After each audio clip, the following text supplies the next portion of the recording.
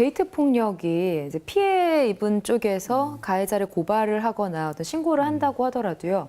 결정적으로 처벌이 쉽지 않다는 이야기를 들었습니다. 뭐 사법 체계의 문제를 떠나서 아무래도 내가 사랑했던 사람이고 한때 너무 심각하게 상처를 받아서 고발을 하고 다신 보고 싶지 않으면서도 그 사람을 강력하게 처벌하는 거는 어떤 기준을 잡기도 힘들고 마음에도 좀 좋지 않게 남아서 그런 건지 좀 처벌이 어렵다는 얘기를 들었거든요. 네네. 이제 데이트 폭력을 하는 이제 가해자들의 특징을 보면은 네네. 일단 이제 힘을 잃어버린 사람들일 가능성이 높습니다.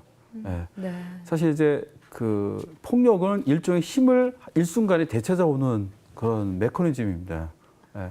그렇기 때문에 어쩌면 자신감을 잃어버리고 그리고 어떤 두 남녀 관계에서 주도권을 잃어버린 사람이 그걸 단순간에 한 번에 되찾아오려고 하는 그런 이제 심리적인 어떤 모습이 있을 수 있습니다. 자, 그런데 그런 이제 폭력을 통해서 힘을 되찾으려고 하는 그런 그 상대방에 대해서 그대로 또 방치돼 있고 이제 이렇게 또 순응하는 그런 이제 예를 들어 여성 같은 경험을 보면 자존감에 문제를 가지신 분들이 많이 있습니다.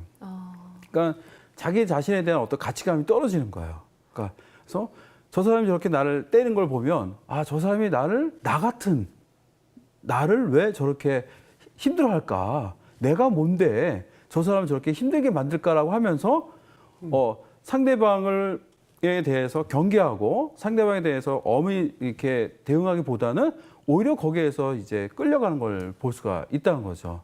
그러면서 자연스럽게 정당한 어떤 대응을 하지 못하고 수동적으로 끌려가는 그리고 이제 되게 힘든 그런 결말을 맞이하는 걸 볼 수가 있다는 거죠. 그래서 어쩌면 이제 가해자의 문제도 있지만 이걸 어떻게 대응하냐가 이제 상당히 중요한 주제가 되어진다는 거죠. 살인 사건으로까지 이 데이트 폭력이 번진다고 하면요. 더 이상 사랑했던 사람이라고 이야기하기도 힘들고요. 이 가해자도 순간 욱해서 한 일이지만 되돌아올 수 없는 강을 건너버린 거잖아요.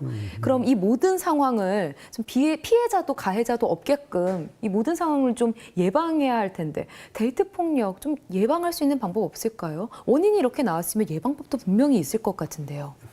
어떻습니까, 교수님? 네. 그 데이트 폭력을 예방한다는 건 일단 이제 다 개인적인 거기 때문에요.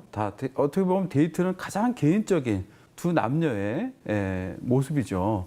그래서 어떤 이제 분명히 어떤 사법 체계라든가 어떤 이런 사회의 어떤 그런 시스템에도 필요하겠지만 일단은 가장 중요한 거는 그 상대방을 내 소유로 생각하지 않는 그런 어떤 그런 분위기가 필요하지 않나 저는 개인적으로 생각합니다.